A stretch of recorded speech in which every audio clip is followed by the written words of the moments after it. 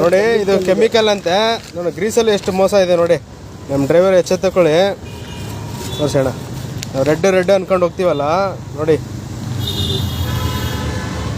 ಹಾಂ ಓಕೆ ಅಣ್ಣ, ಬನ್ನಿ ನೋಡಿ.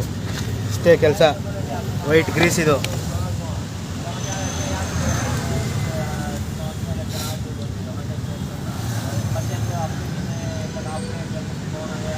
ಇದು ರೆಡ್ ಗ್ರೀಸ್ ಮಾಡೋದು. ಹಾಂ, ಈ ಥರ ಮೋಸ ನಡೀತಾ ಇದೆ ನಮ್ಮ ಡ್ರೈವರ್ಗಳಿಗೆಲ್ಲ. ಎಲ್ಲ ಎಚ್ಚೆತ್ತಳ್ಕೊಳ್ಳಿ ನೋಡಿ. ಏನು ಹೇಳ್ತೀರಣ್ಣ ಇದಕ್ಕೆ?